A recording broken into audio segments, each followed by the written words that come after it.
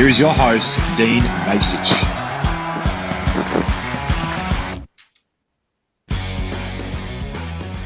Welcome back to Hashtag Kangaroos, the podcast where we break down everything North Melbourne. And today we're unpacking a little bit of a tough one, but a lot of positives for the Kangaroos against the Lions over the weekend in gather rounds. We'll talk about the key moments that swung the game, to what worked, what didn't, and where the side goes from here. I'm joined by a great panel today, Frank Descalzo and Jesse Cardinal, as we dive deep into the performance, talk standout players, coaching decisions, and the positives we can still take out of the loss. And there were plenty of positives. It wasn't the result we wanted, but there's a lot to discuss. So this is Hashtag Kangaroos. Let's get into it. So Jesse, let's start with you this week. And what were your thoughts on it? Yeah, look, it's an interesting one. I was disappointed after the game, probably for the same reason Clarko was. It felt like a game where we could have won it at multiple points during the game. Now, I'm not going to talk about us missing key shots in the last quarter because Brisbane missed their own fair share. They had more inside 50s. They looked to be the better team. The one thing I'll say, when we drew with them last year, I felt watching that game that we played a really decent game and that they played pretty poorly. This year, I actually think Brisbane played pretty well and were just a better team than us. I actually walked out of, I think the end result for this for me, other than the frustration with a few positional changes and personnel, I actually walked out of this more confident and more assured that we should be competitive against a lot of other teams, your mid-range teams. I walked away of this thinking there's no reason that in 2 weeks against GWS that we shouldn't be competitive. There's no reason that we shouldn't be competitive against, your St Kildas and stuff like that. Collingwood even, because they don't look great. And, there should be the odd top 8 team that we surprise ourselves and knock off. I actually think if we played like we did against Brisbane, against most other teams, we potentially win. What it looked like to me is we're still not able to put 4 quarters together.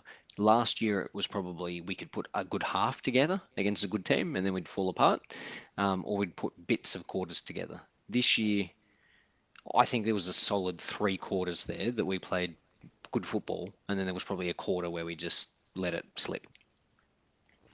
Yeah, that's probably a third quarter too. Probably did a little bit of our hard work. But in saying that, we're still within the game towards the end with, I think it was only 9 points in it with about 6 or 7 minutes to go. So, yeah, look, a lot to like you said. And, just on that, Frank, I'll go to you now. Thanks for coming on the show. Alistair Clarkson, he seemed a bit deflated, like Jesse says. And, we've listened to him in the last couple of years almost sort of saying, it's going to happen, it's going to turn around. But this felt a little bit different in his messaging, almost sort of saying that we should be past this. And, it feels like we have taken a step forward, but it's just certain things that are hurting us. Did you feel that during the game as well, Frank? Yeah, look, Dean, I thought, bar the first 10 minutes where we looked completely out of our depth, we then sort of wrestled control, and the last sort of 15, 20 minutes of the first quarter, I had a feeling that we were pulling all the levers and that we were in control of that game. And then the second quarter continued, and I thought, okay, look, they haven't really wrestled the momentum. And I went from thinking, hopefully it's no more than a 6-goal loss when I arrived, to thinking, I think this is winnable. I think that we're in with a real shot. And then, as we've touched on, a couple of silly mistakes, probably the Brisbane pressure and the fact that, look, they did in that third quarter, had it not been for Luke Parker, they may have blown the game away. They really sort of got on top of us, but we fought back, and there were some really good signs that we weren't prepared to just fold like we have in previous years. And I walked away probably thinking more positives than negatives, but still thinking, what if Larky had kicked that goal and brought us back within, a goal? What would have happened? Would it have been Good Friday again with a momentum shift? But wasn't to be. Yeah, I think, 9 points down when he had a shot at goal. Yeah, unusual. I think he kicked 1-goal-3, didn't he? He And did. even Paul Curtis kicked 1-goal-3 as well. Bit tricky, a lot of wind. Yep. Yeah, so it was a bit tricky having set shots at goal. So, Jesse, Frank mentioned Luke Parker, and it was a big positive. He was a big positive in that third quarter in particular. And like Frank said, because if it wasn't for him, and he had about something like 5 intercept marks, the game might have been over there and then. Yeah, look, absolutely could have. I didn't see that coming. A lot of people did. Maybe I just always saw him as that midfield forward type, and he's absolutely embraced this roll down back, which is a role that he hasn't really done throughout his whole career at Sydney. So the fact that he's been able to take that, he's able to mark well, he defends well, his kicking is generally very good. He's been an absolute superb addition to the back line, and what he's been able to give in terms of leadership that was absolutely lacking down there has been probably more valuable than in a lot of cases than his actual form. Yeah, no, that's a fair point. Just on the season overall, Frank, where do you sit with the back line so far this season? And have they done better than expected? We're conceding 85 points per game, and that's about ninth on the ladder, so mid-table. A big improvement from previous years where we usually conceded well over 100 points a game generally. So, I mean, considering the personnel, Kane Corns was very vocal in the pre-season saying this is the worst backline in the AFL, or worse to that effect, or something like that. And even on paper, it doesn't look great, but a big improvement. I guess Luke Parker's got to take a lot of credit for it, but it's other players too that are doing a good job as well. Charlie Comben, Luke McDonald, a number of others have stepped up to. And the pressure up the field has helped a lot. No easy goals out the back as well, which makes a big difference, unlike previous years. So, yeah, it's a big improvement, isn't it? Yeah, I think you touched on it there, Dean. I think the pressure in the midfield has been noticeable and around the ball at stoppages, and I think that helps the back line. I was always, even though I do agree that our back line needs a lot of work and we'll need to continue to turn it over until we get to a level that will get us to where we want to go. I've got no doubt that you could have plonked Callum Wilkie in that back line last year and he would have surrendered goals with the way that the ball was coming into our back half and how easy sides were coming through the middle. So I think it's a little bit of both. I think with the ball coming in a little bit more haphazard or under pressure, it gives our guys a chance to defend one-on-one rather than guys leading out and just being hit on the chest. So I think it's a little bit of both, but yeah, I still think that there's some gaps there that we'd desperately like to fill in the off season. No, definitely. A couple of people came in the chat just before. Patrick Allwood just came in and said, "Evening, gents." And at George Wardlaw's Pet Possum, this is a username, Frank, said, "Frankie goes to Hollywood, give us a wave." So, yeah, there you go. And he's waved there. So, there you go. A big fan of yours, by the sounds of it. Getting back to the back line, Jesse. Now, they did pretty well, considering we conceded 58 inside 50s. But I guess it's a little bit frustrating saying that, some poor turnovers from senior experienced blokes. Yeah. And even free kicks that could have been avoided, particularly in stoppages as well. Yeah, look, that's going to happen. But there was some key moments at key points during the game where we just gave up a goal where we shouldn't have, just because of a silly turnover. I look, that's obviously going to continue to happen, and there's still, I think we're all of the opinion there's still some personnel in that team that we would rather see some other players in than them. I think it's just all part of the involvement. I mean, you got to remember as well, we were playing against, Brisbane, who are a pretty quick team. How they like to play generally, they obviously like to apply a fair bit of pressure. But yes, I think we should be. I think there were a lot of moments in that game where we just made fundamental. I don't want to say fundamental skill errors because I feel like that's probably more what we've done the last few years. I'd say that we made poor decisions. Yeah, yeah, and probably just a little bit of execution Yeah. in that as well. Unfortunately, going to the midfield now, Frank. We have to give the former skipper a lot of praise here. Played the Foss role this week and had 27 touches, 572 metres gained, a game high for both teams, and nullified the dangerous Will Ashcroft. Jai Simpkin, a great response from him in the last 2 weeks, I feel, Frank, after I almost wrote him off. Absolutely, Dean. Yeah, look, I think I remember wondering whether he was even going to be in the starting lineup for round one. But look, he was fantastic on the weekend. Did a tremendous job. Worked his guts out, and kept Ashcroft really, really quiet. So that was I would have been happy with him keeping Ashcroft to low possessions and not getting the ball much himself. But he did the old Ben Jacobs role, and went and found the footy while keeping his opponent quiet. So that was a real positive for him, and hopefully that form and his enjoyment of playing football seems to have returned. Hopefully it stays that way. No, definitely. Patrick Allwood sort of came in and mentioned the back line.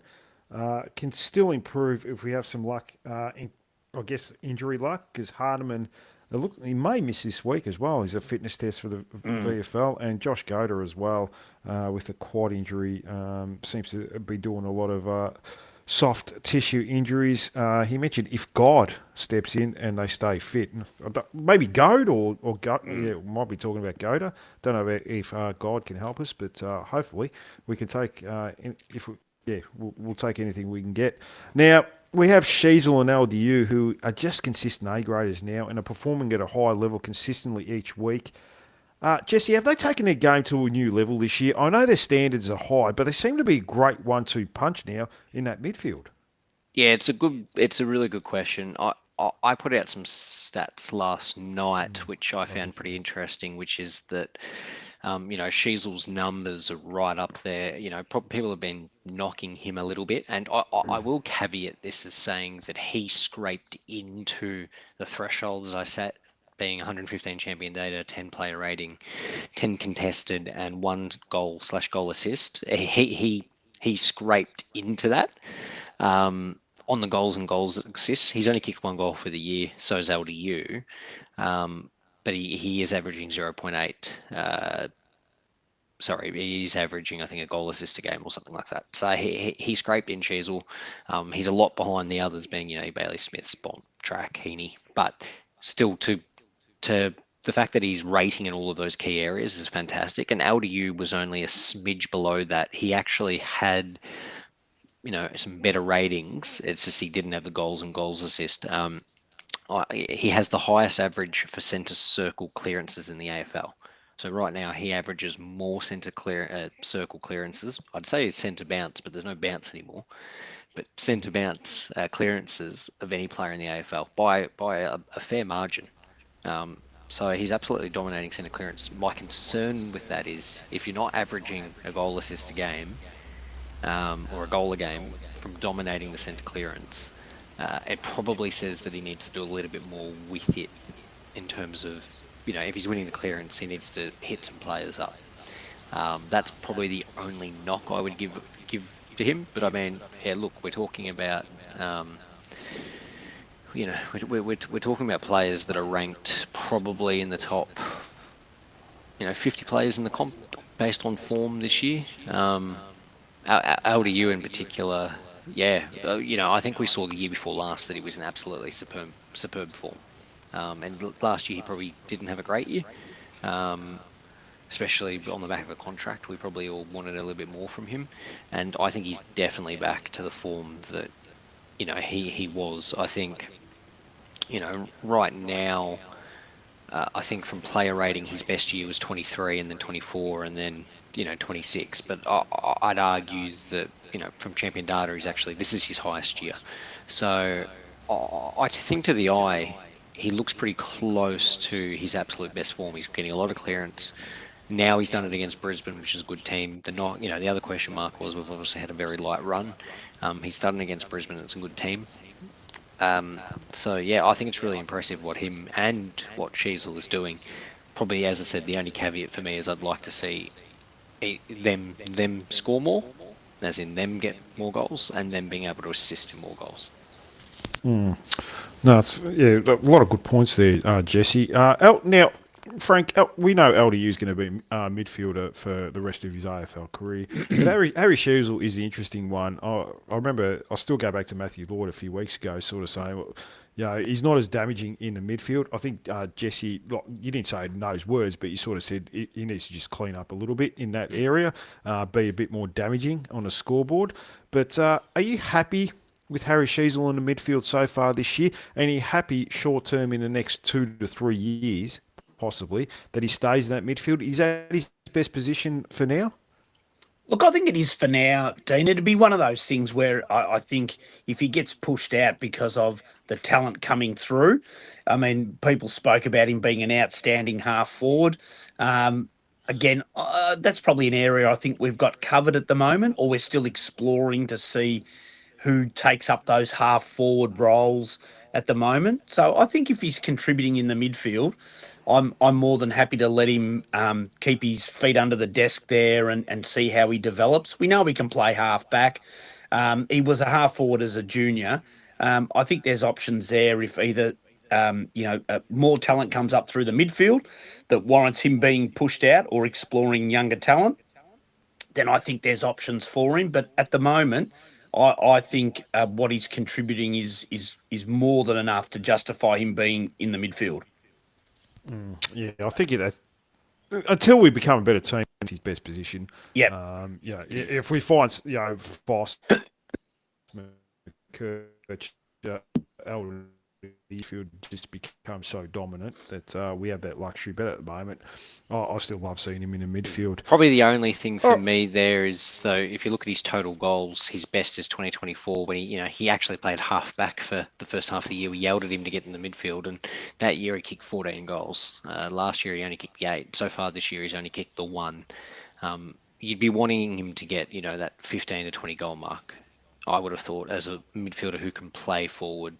LDU has never kicked a lot of goals, obviously. I mean, LDU, geez, what's the most goals he's kicked in his career? I'll bring that up. His goal average, his best was half a goal a game. So what he got, 15 for the year in 2023. His total for that year was best total was actually 24. He got 11 goals. So he's never been a goal scoring midfielder. That said, I'd take one of them to do that at the moment. That would be good.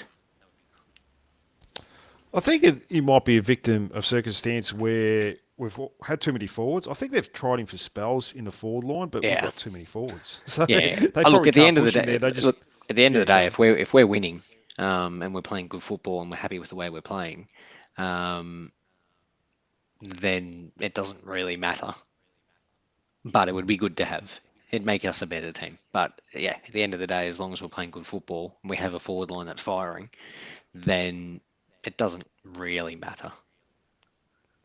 No, if we had probably less depth in our forward line, he's the type of player that a Bontempelli or a Dangerfield, at his peak, or even a Gary Ablett at his peak. That it would be nice to push in the midfield, but unfortunately, we've probably got too many forwards. So they just say, "Oh, we'll just come off for a spell and then come back on with fresh legs." So. Yeah, but it would be nice if he could hit that scoreboard a little bit more. And I suppose the knock on LDU, and even Frank would admit this, that his disposal sometimes lets him down as well, especially going in.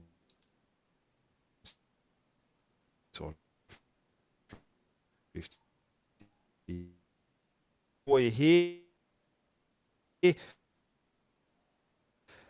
Tristan Sherry suspension. In a game like that, maybe I'll be a bit generous.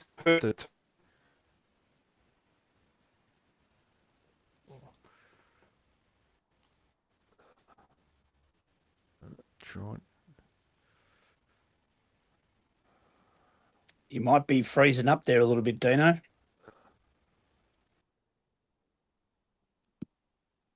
You still there, Jess? Yeah, mate. I thought it might have been me. I thought No, I've been on mute.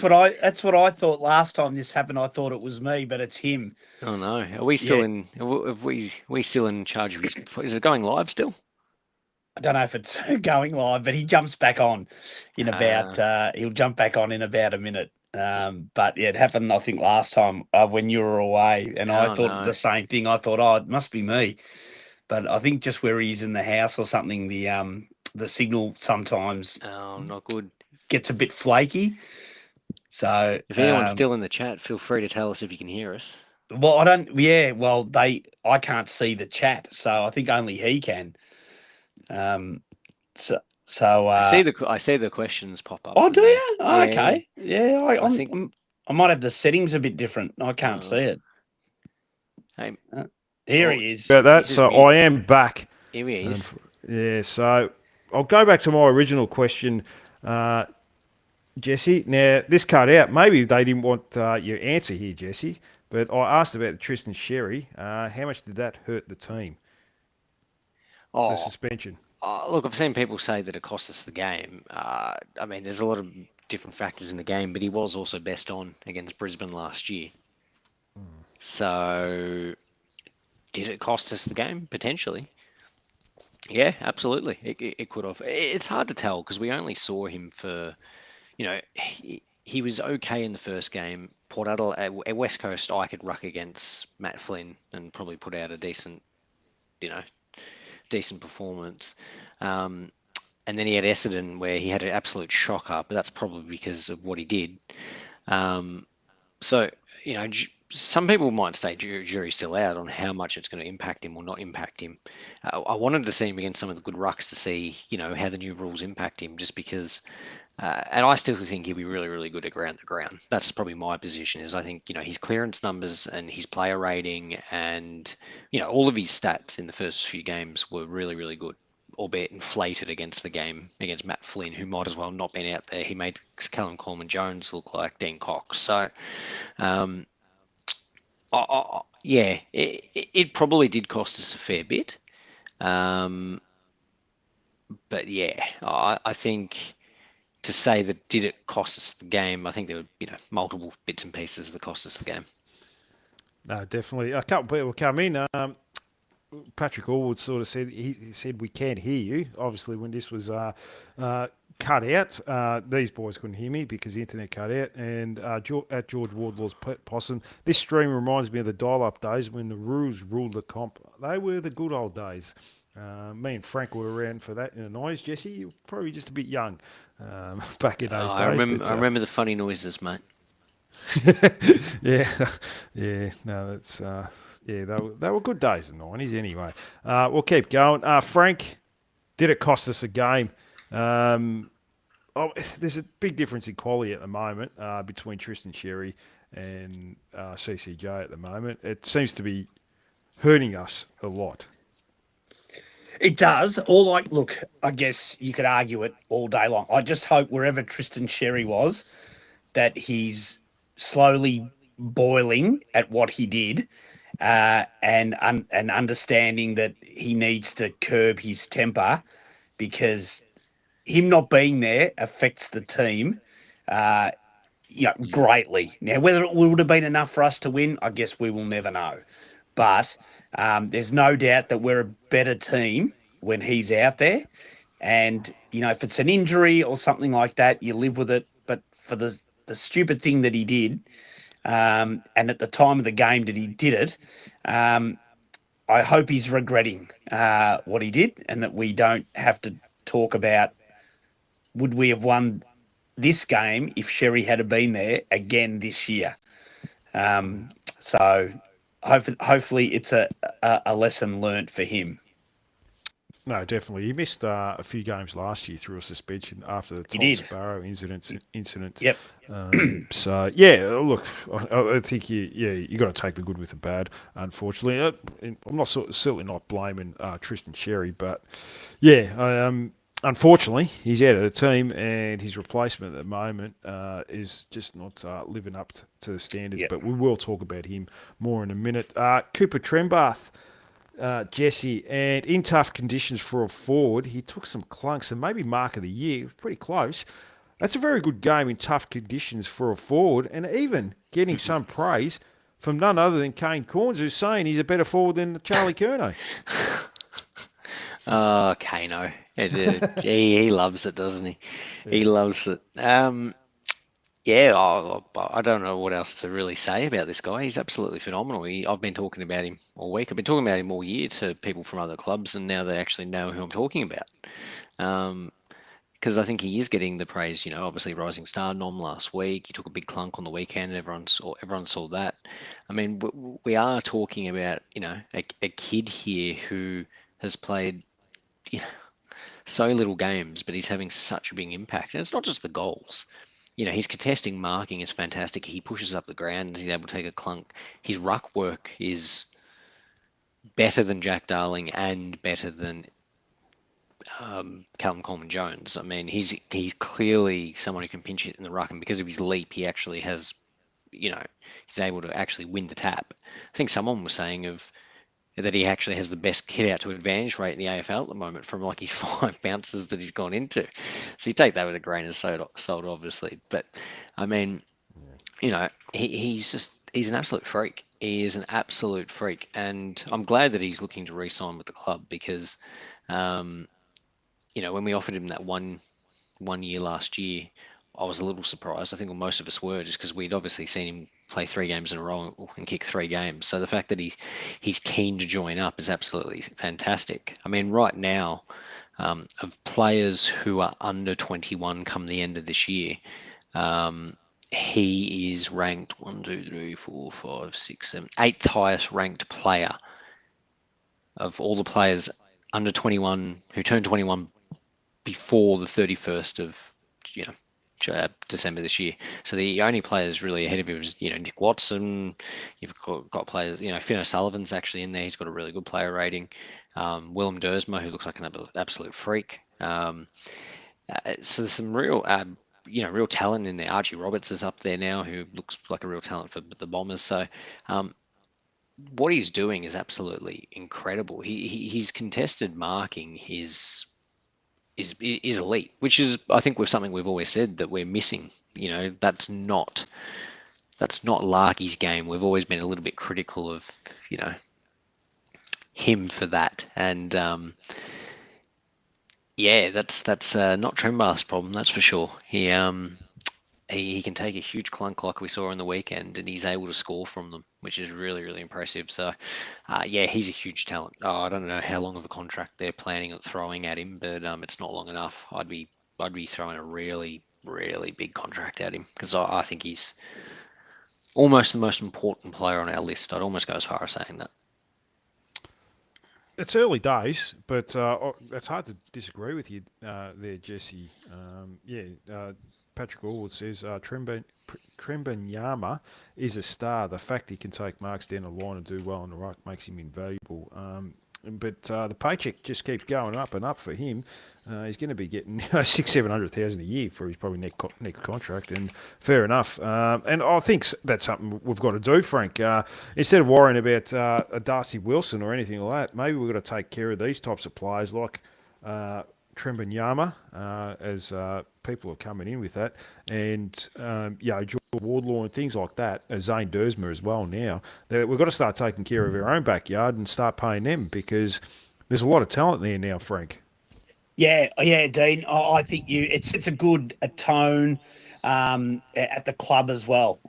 You know, I think sort of developing your own talent and keeping it, I think probably helps in retaining other players as their time comes. So, I certainly would be all for making sure that he, becomes a mid to semi-long contracted player at North, same as Wardlaw, rather than going out and throwing mercenary money at someone, unless it's Jacob Wiedering or someone like that.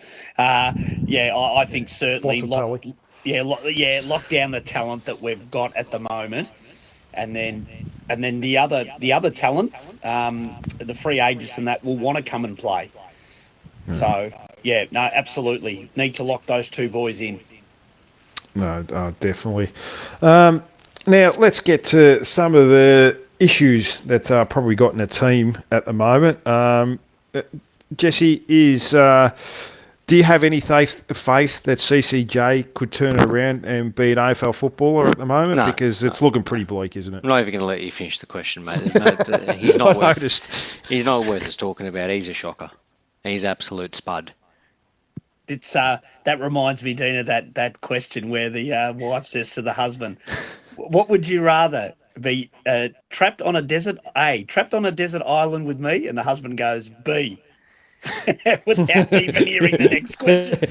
No. I thought that reminded me of Jesse's answer right there. I'll put it this way. I remember being on the show when we were moving from Goldie over to Sherry, and me saying the best hope we've got is in the mid-season draft. We're able to pick someone up because there's nothing. Sherry will never be anything more than a park footballer. I remember saying that, and I was absolutely wrong.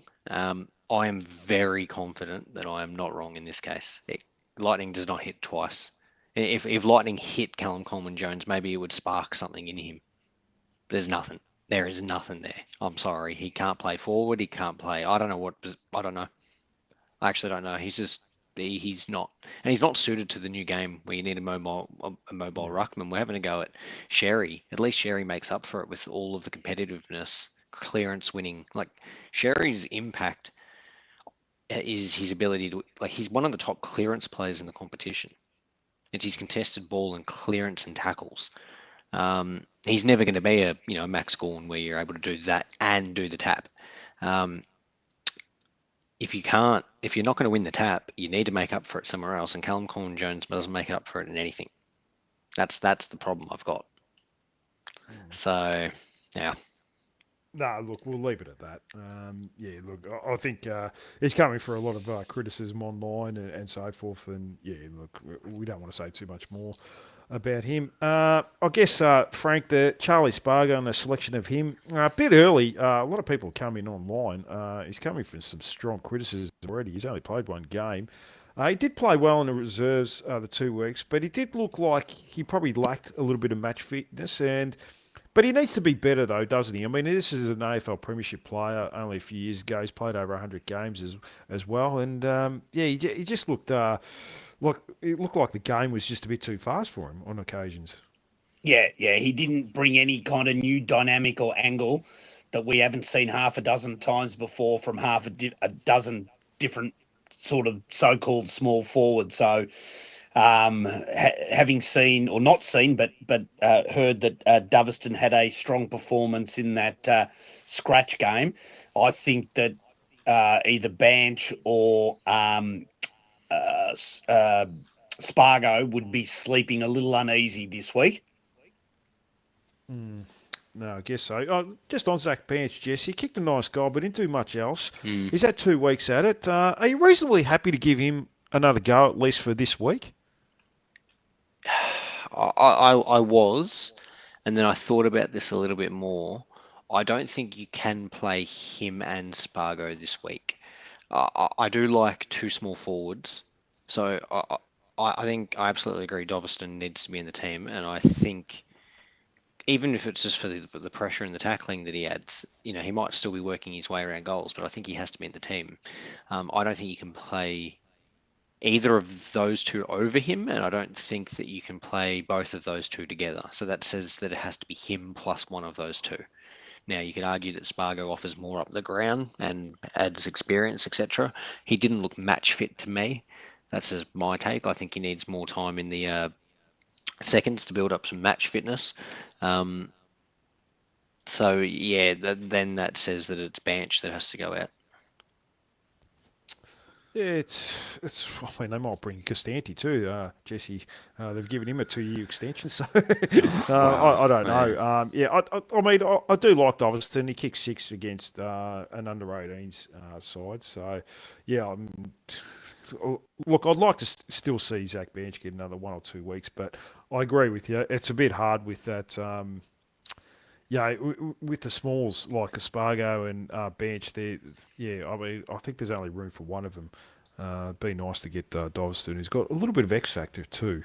But yeah, we pulled the trigger on him early, and I guess the criticism from Doveston was his defensive pressure, from what I understand anyway, that it just wasn't there. And yeah, senior figures or senior coaches weren't too happy with that. That's what I've heard. That's second, third information. It might be different internal. Who knows?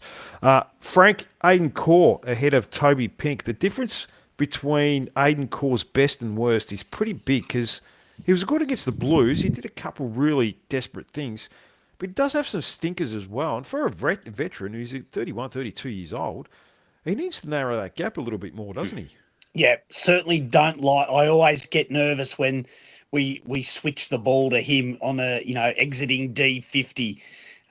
He sometimes he bites off far more than he can chew, and sometimes he turns a simple 30-meter kick into a howler. So he's a guy. Look, I sort of trust his defensive side. But when he's got to attack out of defence, I think he's untrustworthy. In my eyes, I always feel very nervous when the ball ends up in his hands deep inside the defensive 50. So, again, like we touched on before, we probably need to keep exploring options in defensive 50 to make our worst or our bad footy better. Because, like you said, when we're bad, or a couple of the guys are bad, we can be really bad. Yeah, and that's the problem. For a player that's played 200 games, you sort of think, oh, he's turned the corner, and then he's just then the next week he just does the complete opposite, and just goes back to the Aiden Core we know and love sometimes. So yeah, it's sort of like Frank said, it goes to how the team's probably been over the last few years. Jesse, after a game like that, are you confident going into Richmond that we can have a good win and really raise our level? Watching Richmond play and watching us play and where we're at and how we've gone the first few weeks, in particular the Port Adelaide game and probably most of the Essendon game until we fell asleep. There's no reason why we shouldn't absolutely tear that game apart against Richmond. We did at the end. We need to play like we did at the end of last year, and when we played them down in Tassie, was it? Where we put them to the sword. There's no reason why we should not put them to the sword. Now, look, they've shown it in periods this year that they can compete a little bit like we did in early in rebuild. That they could come out and absolutely surprise us for patches of the game, but there's no reason why we shouldn't be able to put 4 quarters together and win by a solid, minimum 4 to 5 goals. There's no reason whatsoever that we shouldn't be able to do that against them. So, look, the one thing I will say, obviously, West Coast game, 30 points ahead. I think we lost because because Logue went down. It threw our whole structure, but 2, we obviously got ahead of ourselves. I think the players got cocky and got ahead of themselves. That can absolutely happen again, but I'm hoping the West Coast game was enough to kind of trigger in them to not let that happen again. We should really have a decent win against Richmond. I'm not saying it'll be 100 points. I'm not saying it'll be 50 points, but 4 to 5 goals, taking into account that I think they'll want to show some fight after. I think they were pretty poor against the Giants. But they've got injuries. They don't have Nankervis. They don't have a forward line.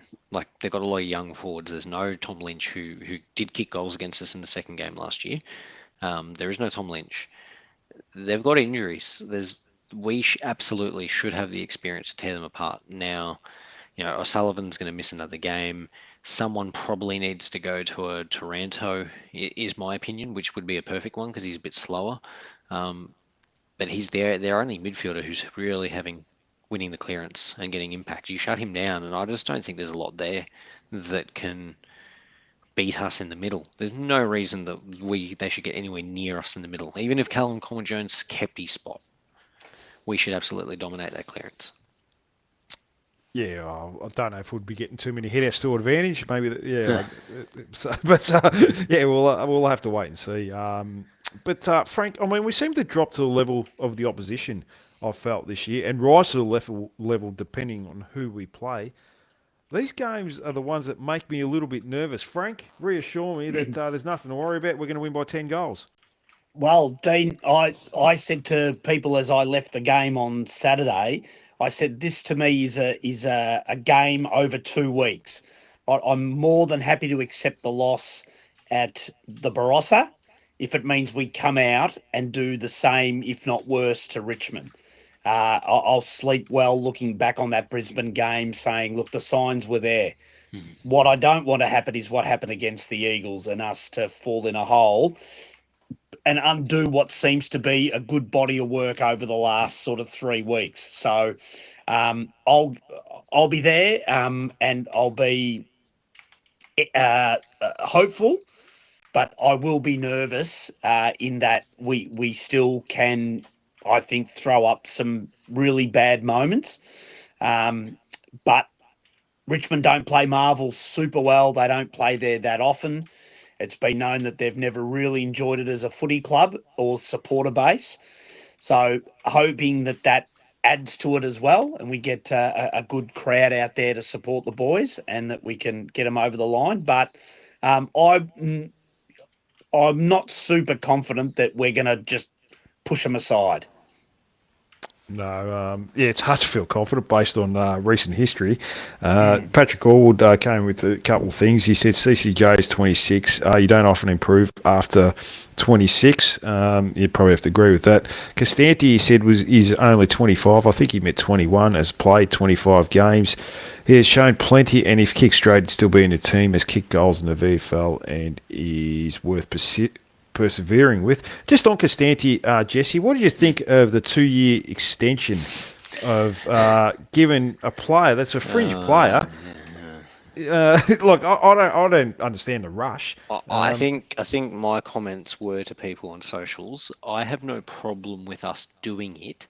It's when we've done it, the time of year that we've done it. Like what is the value of doing it right now at the start of the year rather than the end of the year? No one's going to steal him off us at the end of the year. There was no other club that was going, geez, we're going to take Jacob Constanti. We could have re-signed him in round 23. If he had shown the signs now, we end up with a situation where he could show nothing for the rest of the year, and we've got a player on our list for books for 2 years. It's the same thing we did with Robert Hansen Jr. Last year. We signed him early. Now he's nowhere near the team, and no one's talking about it. Now, funny enough, from what I've seen of Robert Hansen Jr. this year in the VFL in the games he played, and I know he got an injury on the weekend and that, but in the actual VFL games he played, and in the preseason, I actually wouldn't mind him in the team. I think he adds a fair bit on the wing. I like his disposal. I think that he's come a long way. But just not as a small forward. I think he's better up the ground. But so that's not to say that there's not a redemption arc for Costanti. There's just no reason to sign him this early. It doesn't make sense to me to do it as right now. Yeah, it's a bit of a strange one, Frank. I don't at all disagree with Jesse there. I mean, what's the rush in signing someone that's got delisted by Sydney when he came here? And it's not like clubs are lining up to recruit him at the end of the year. And I wouldn't have gone 2 years. I would have just gone an extra 12 months, if anything. Yeah, I agree. I've got no problem with it being had it been a 1 year at this time of the year, sort of maybe to start trying to balance the books with hopefully what is a George Wardlaw and a Trembath contract extension. But I haven't seen enough in him at the time he's been at the club to think he's got another 2 years of senior football anymore, that he's going to improve vastly. Yeah, if he had kicked goals, he might be in the team, but he's proven time and time again that his goal sense is not that good. And I don't know. I just don't see him being anything other than a fringe player who comes in on the back of suspension or an injury. Yeah, it's a bit of a worry because you're signing these players to long-term deals. Charlie Spargo, we got him to the club for 3 years. You didn't have to do that, and you just keep them. They almost. It's a worry that you worry that these players, Jesse, are going to be list cloggers, and you're just going to keep them on a list for the sake of keeping them on a list. And and you're going to get rid of better players who are out of contract, like an Eddie Ford, let's say, for example. I mean, I know different types of players, but Eddie Ford is more talented than Charlie Spargo or even Costanti. So I agree. Yep. Yeah. So I don't know, Jesse. I mean, it's. Yeah, I don't like it personally. Do Not we this expect early at the anything year. different from Brady Rawlings, though? No, not really. Yeah, no, To be expected, I think. yeah, unfortunately. Now, I did get your thoughts on possible team changes coming up for this weekend, but you mentioned Doveston. Is there anyone else that you may think may come into the team? I originally had Core out for Pink, and I still think that's a fair chance of happening. I do respect someone's comments that Core obviously, kept his opponent being Logan Morris goalless, and you got to give some kudos to that. So I wouldn't be surprised if Core kept his spot. I'm on the fence on that one. Whether or not it's him or Pink, I think that's neither here or there for me at the moment. I think the main ones is obviously Doveston needs to come into that side. I think that's just an absolute missed opportunity if he doesn't play as many games as possible because he's clearly the most talented of the small forwards, and it's just a time thing for him. Um, the other one for me is Goad or Dawson coming in for CCJ. Goad, you could argue, is not ready, but we're going up against a Richmond team who played a kid on the weekend who was clearly not ready. Um, yeah, I'd give Goad a crack, and if they're worried about that, then give Dawson a go and get him playing the ruck because he just needs to be in the team, and at least he can go down back if needed. Yeah, worst case scenario, like you could get another Griffin Logue situation where you're shuffling too many magnets, where you can just make a simple change. Yeah, exactly right. Yeah, Dawson, sorry, in the back half. exactly. So yeah, we'll have to wait and see. It's going to be an interesting selection call or calls for this week coming up. What about yourself, Frank? Have you got different thoughts there? No, that's probably the most interesting one. Is the debate around do you bring Goad in a second gamer? Hayes Brown, I think, what was he, 208 centimetres? Goad's 207, both pretty raw boned. It could be as good a time as any to give Goad senior exposure with Trembath backing him up. But whether we're brave enough to do that at selection is going to be the interesting one. But certainly Doveston, I think, needs another chance. Look, I don't think I'm okay with Core staying in if Pink isn't 100%. Their forward line is, a bit patchworky at the moment with a lot of young kids. You'd hope that Core's experience would hold him in good stead, but we all know that may not be the case. But I think the interesting one for me would be, do they expose Goad to senior football against a very like-bodied and like-experienced footballer? No, definitely. That's going to be interesting. It might not be the bad week to sort of debut a Taylor Goad to see where he's at, because if he comes in and plays pretty well, then you can probably shuffle a Magnus and maybe put Jack Darling back in the VFL, and you can keep persisting with Taylor Goad for the next few weeks and get some games into him, because we've still got to have one eye on the future and not just think about this year and trying to get that 10th spot. We still want to get some games into some kids. Jesse, now there's one player that I didn't get your thoughts on, and that's Cameron Zurhaar. Has had a pretty quiet start to the year. Should he be under more pressure than probably what he's getting? Because he's not getting mentioned much. He's not doing much out there, is he? He's not doing anything. Yeah, look, he's the other one that probably for me, I've been playing around with what my team looks like right now. He just hasn't put it together this year, and I think we've said the last few years his pressure isn't good enough for a player that built his career on pressure. He just wants to kick goals and be the showman, and I would argue that our forward line has gone ahead of that. Like, I would rather a forward line of Larkey, Trembath, Darling over Larkey, Trembath, Zurhaar. Because I think Darling adds more pressure and more experience. I think he tackles better, he chases better than Zurhaar, which should not be the case. So I'd rather a forward line of those three if you're going three tallish players. over Zerha. Maybe he needs a stint in the seconds. Maybe he needs to be pushed up the ground a bit more. Maybe we need to try him somewhere else. It's not clicking for him this year. And right now, I'd rather another small or a different player in the team. I don't know if that happens this week. They probably give him another against an easy opposition, being Richmond at Marvel, where he generally plays pretty well. But then is it just him beating up on a weak team again? It's just the effort's not good enough.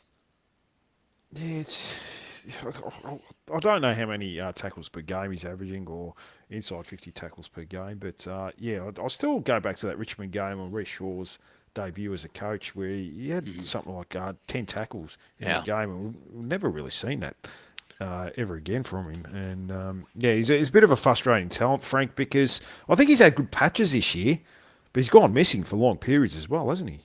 Well, I think the one thing you could rely on him, some time ago was even if he didn't hit the scoreboard, he was a physical presence out in the forward line. Now he's doing neither.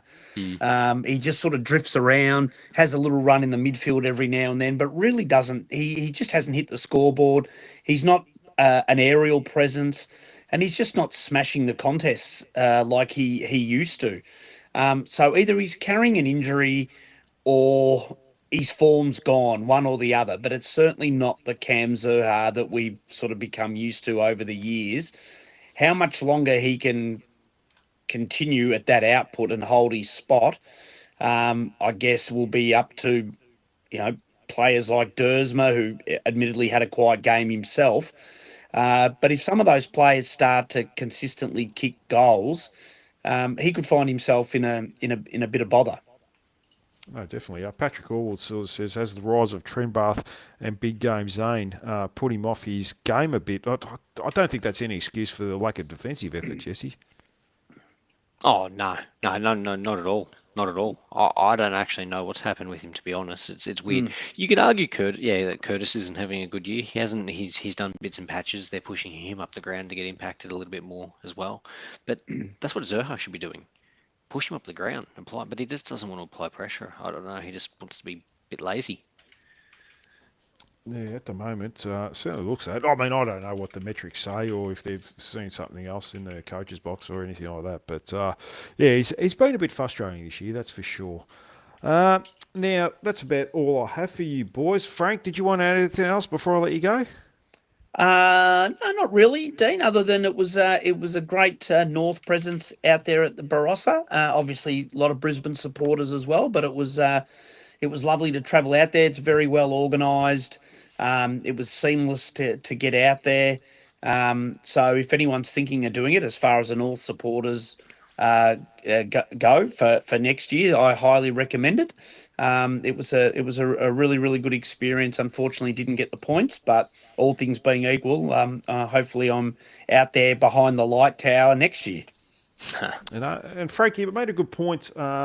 If you go next year, that you've mentioned that people need to not go so close to the Barossa. Maybe stay about half an hour away. It'll be a lot cheaper. Oh, no, actually, probably head further out. If you're a North supporter, I would say head further out. The train line that heads out to the Barossa is the Gawler line. We stayed very close to the city. Our stop was 2 stops away from Adelaide Central, so kind of like the equivalent of South Yarra. I think for North people, if you're going there and and we're back out at the Barossa next year, that obviously a lot of things have to happen yet. I would look at staying further out of the Gawler line because pricing is a bit of an extortion when it comes to Airbnbs and hotel rooms and stuff in the inner city. They really do sting you for pricing. So if we go back next year, we've sort of become a little bit more accustomed to the public transport system of Adelaide.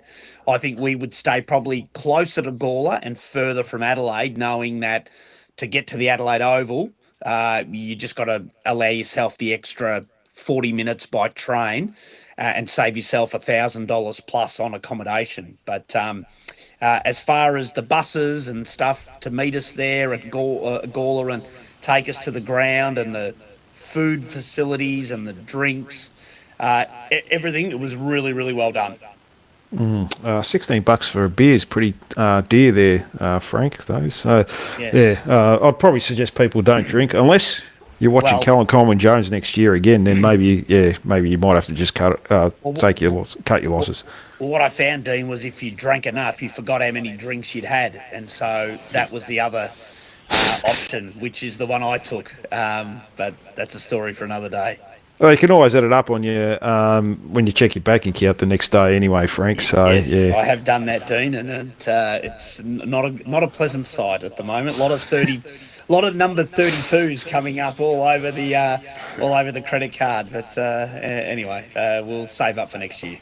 No, you might have to start now, Frank. So thanks for the tip there. So if North supporters want to go there in the future, probably listen to Frank's tips or just send him a message and I'm sure he'll get back to you. Jesse, did you want to add anything else? I'll just say this. Omar Tahir came into the chat. He said he isn't the bull anymore. Unfortunately, he is more like a cow. So Well, he's not wrong. He's definitely not showing that bull edge that we all knew him for. So yeah, very disappointing. yeah, that's true. But did you want anything else before I let you go, mate? No, all good for me, mate. No, that sounds good. That's all for this episode of the hashtag Kangaroos. Big thanks to the boys for jumping on and sharing their thoughts, and thanks to everyone for listening and jumping in the comments as well. That's all for this episode of the hashtag Kangaroos. I'll actually be away overseas for the next couple of weeks, so the podcast will be taking a short break while I'm gone. Make sure you're still tuning into some other North content if you're not already. There's plenty of great forces out there covering the Roos. I'll be back in a couple of weeks' time to review the North versus GWS game round 8. Unfortunately, I can't take my laptop overseas. Otherwise, I'll probably be seeing the kids every second weekend. Until then, bye for now and go Roos.